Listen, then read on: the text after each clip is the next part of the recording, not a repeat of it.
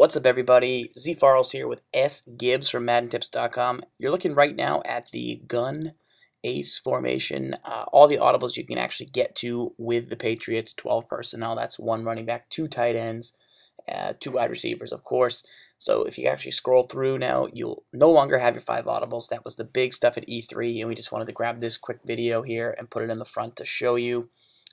Actually audible here, 2 gun tight slots bench. You can see the personnel remains the same. It matches, so I'm allowed to do it. So I'm going to have tons of options. I can actually set these quick audibles, it looks like. These are just standard, but here we go to another formation.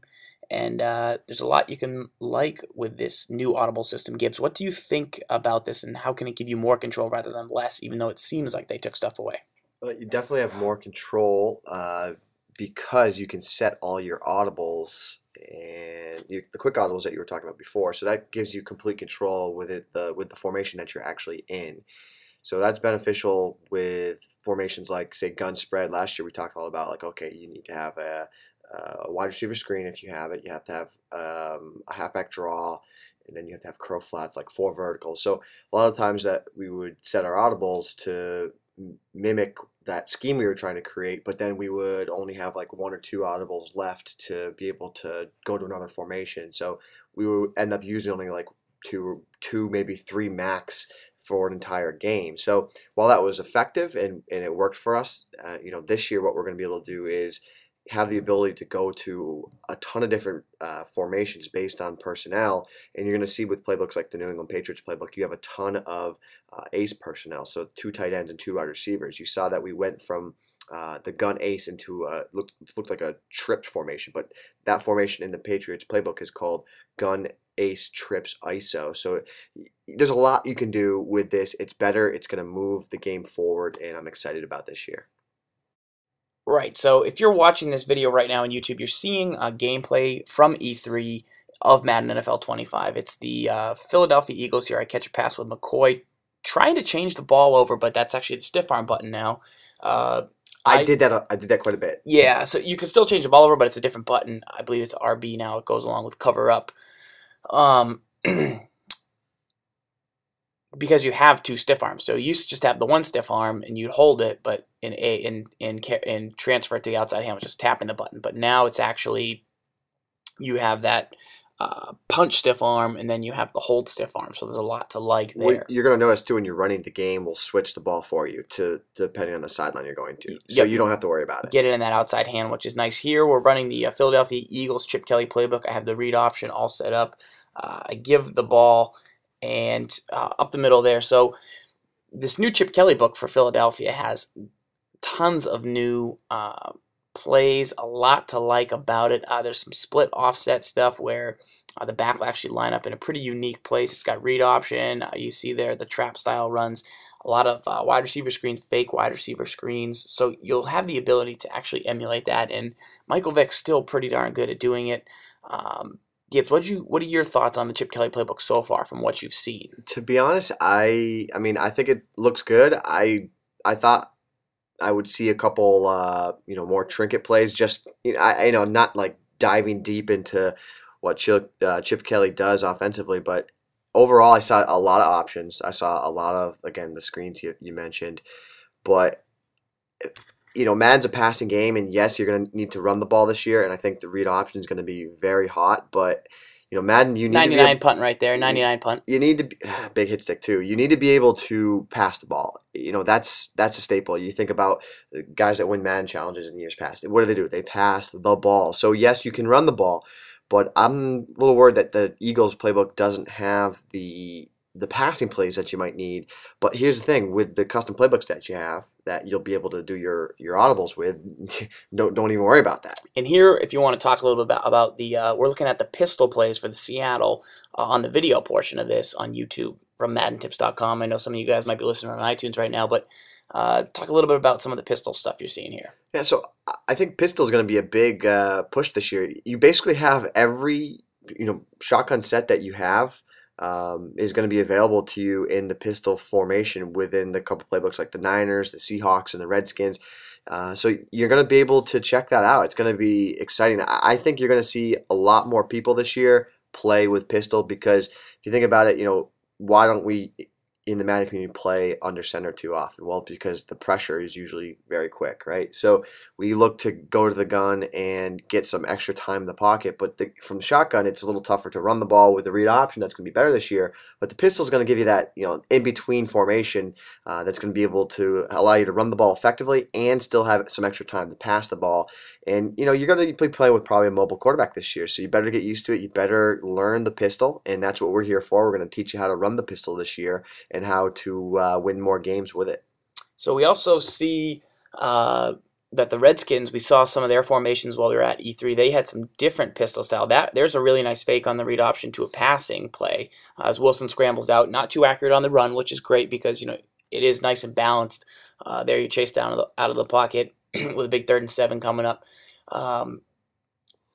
There was, so much noise going on at E3 was one of the things with this video. Was like in the background there's just videos playing and some hype going on, and that was really a huge factor in just how loud the game was. But the commentary is actually pretty solid, and it's such an early stage. And I know a lot of the times when they show off games and they put out the demo, they'll save space maybe with some of the audio. But I heard, multiple call-outs from Mike Vick. I heard him called the pride of Virginia Tech. I heard him called the first overall pick, so a lot more context in that area. I'm not a huge guy on the commentary, but it is still Nance and Sims. And they did a pretty good job from what I heard, especially at this area of the game. Yeah, I actually didn't realize that you could turn the volume up for the games until the last hour on Thursday, which was the last day at E3. So I then turned it up. I started listening to it, and I'm definitely seeing a couple more cutscenes, which from years past where they cut to the coach, and I saw that. I did see Danielle Bellinelli. I might have butchered her name, but I saw her in the game there as well. So Great. So you actually made a good read there. You just missed the pitch. I was able to pick it up. So there is some risk reward to the read option game. If you make a few mistakes here, you can actually. You thought I had the pitch there though, right?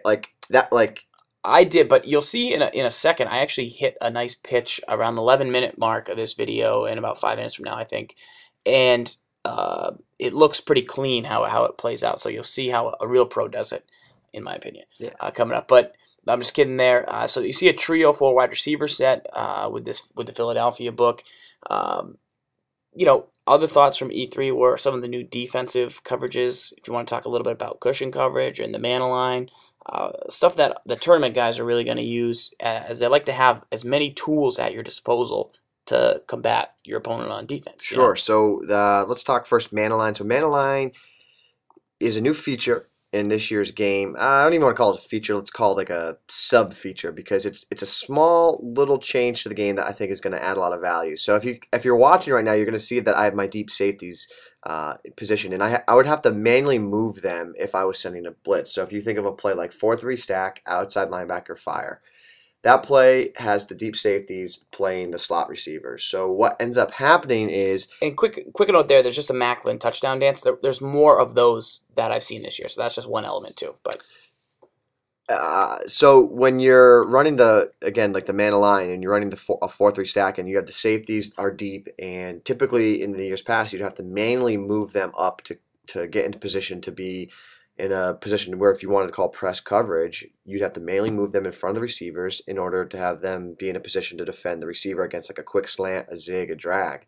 So what you can do this year is use your coverage audible. So on PlayStation's triangle, and on Xbox you're going to hit Y, and then you hit the man align button, which is R1 or RB, and that's going to make the defenders on the field move directly over the appropriate receiver. So gone are the days of manually moving your defenders into better positions. And that's a tell, obviously. If you're moving guys all around, it can be a tell, and it takes time too. I always think of the tell where it's like if I'm in a cover 2, and I don't want the guys in a cover 2 to be that close to the line of scrimmage. So I always think, well, does my opponent know that I'm calling the cover 2 blitz versus the man-to-man blitz, because of that slight little tell where I would move them up closer if they're man-to-man, but keep them deep if they're in cover 2.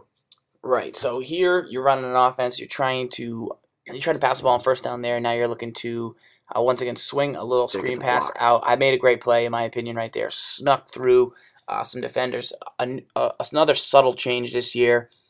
actually a pretty big change. You guys might have already noticed it, but look how far back the camera is. This is standard camera. So it's newer this year. It's more back, and notice how it doesn't flash up and down and back and It forward just stays when put. you're nice out right there. It's just that's a good read. That was ridiculous. So you challenged this year, right? Yeah. Yeah. Ridiculous. I was definitely in bounds. I don't know. I'm not happy about that. So Refs missed that one. but if you noticed how deep that camera is, it makes it a lot easier, makes it less jarring, and it's something that I forgot about, but now looking back at it, it's like, whoa, that is a nice change. Another thing you'll see here, I actually mess up on this punt. I click off the guy. I think I get popped here though, or no, I can't. No, I pick it up. Yeah, I was like, I want to go back and pick it up, and I'm like, uh-oh. So I kind of tried to get away from it. Then I was nervous that I touched it. So that's what happened there. I goofed up with the control there.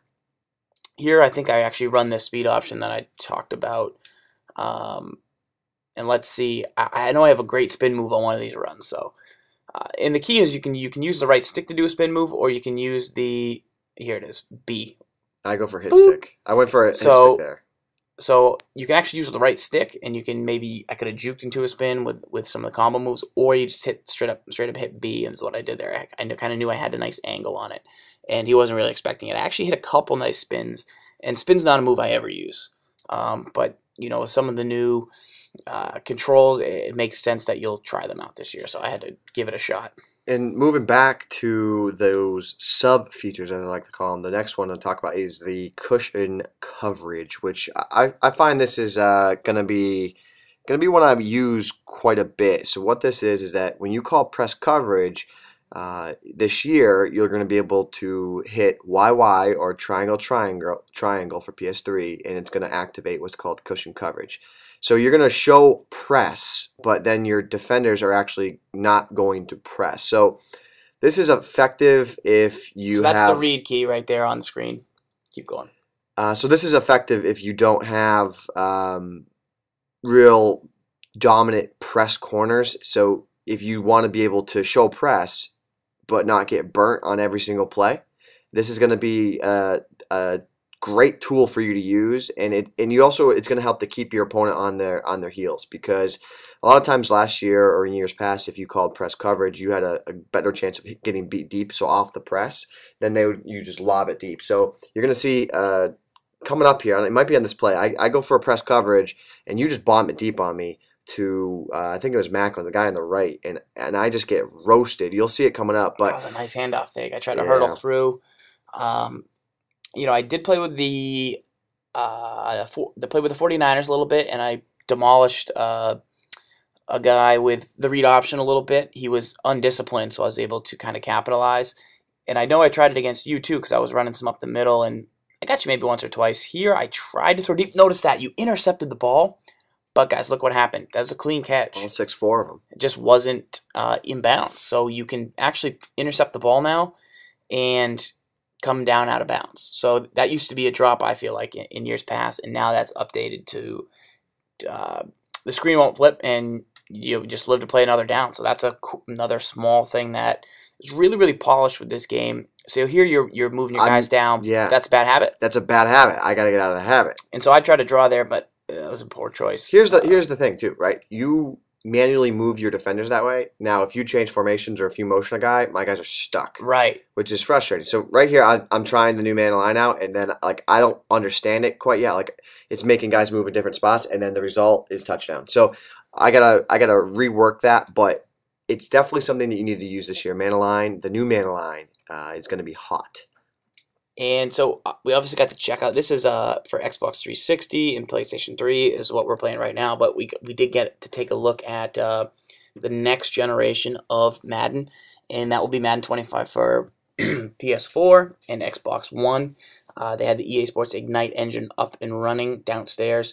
We were able to get in there and really get our hands on some runs with Adrian Peterson and check out some new blocking demonstrations by Clint Oldenburg. Gibbs, you want to talk about the double team pass blockings that you saw? Yeah, so with the double teams this year on Xbox One, Xbox One and PS4, what you're gonna see is something that you've never seen before in the Madden franchise. So for instance, you're going to have a center and a guard are going to work in tandem. They're going to have the ability to make decisions 4 times faster. So that was what Clint Oldenburg was letting us all know. That was a poor run right there by me. I went for a spin move. I should have just continued upfield. I probably could have had a touchdown. I don't know, but yeah. So the pass blocking, you're going to be able to have much better protection in the pocket.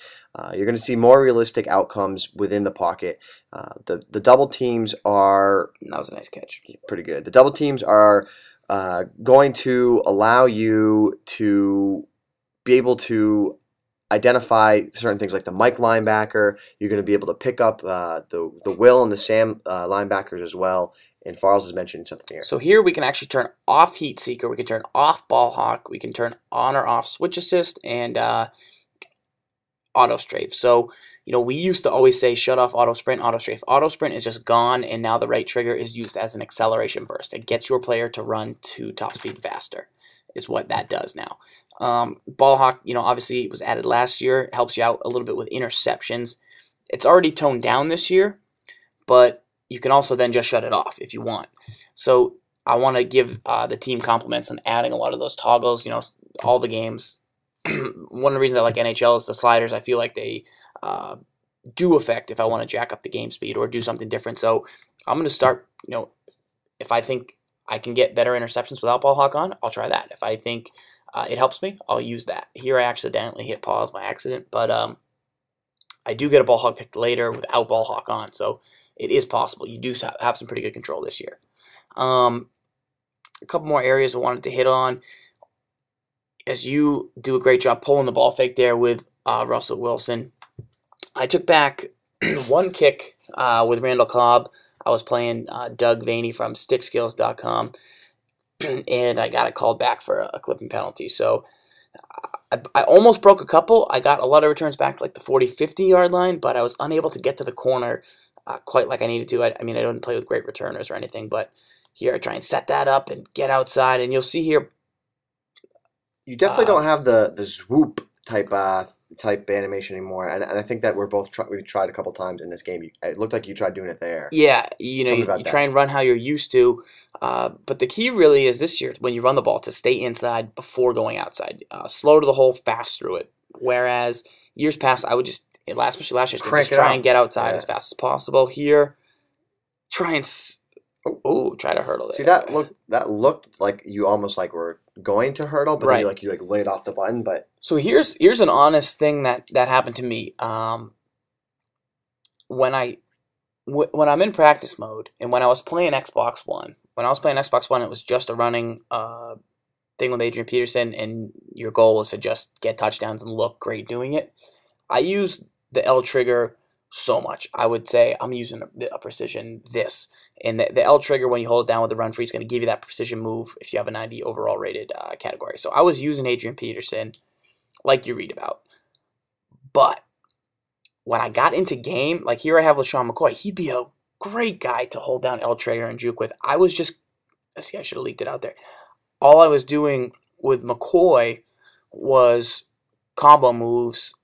I kept forgetting to use the L trigger in game. I don't know if you now that you think back on it, that happened to you, or did you have to set it up? Like I don't even find, to be honest, I don't find myself even using R trigger, so I'm always kind of left trigger and precision modifier move. So you're heavy on the left trigger. Yeah, because again, the right trigger is no longer turbo; it's an acceleration burst. So it gets you to top speed faster, but once you're at top speed, you're at top speed. You don't need to hold turbo. So I tend to not even try and hold the right trigger anymore. And look, I'm bad position there. Here I know you're blitzing. Yeah, and I think, but I did the move there where I had to manually move the guys again. Right. Dumb. But I'm more conscious of holding down the left trigger and then just trying to use the precision moves. And I love it. I'm a big fan of the precision modifier. So I do like it.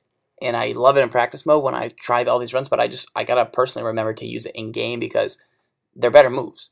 Like what I noticed that hurdle wasn't the precision hurdle. So, and I'm thinking back, that's where happened. You beat me here. I think I ran. I wasn't even paying attention there on that side, but I think I pressed coverage there, and that's what I'm talking about. Where I should have looked to maybe use a cushion coverage there, and then I might not have gotten beat Right, deep. especially on maybe 4th and 7. You don't really think I'm going deep. I know Don't need that. I Don't noticed need to you press there. brought pressure, so I brought in 7 guys to block and was able to get the deep pass off.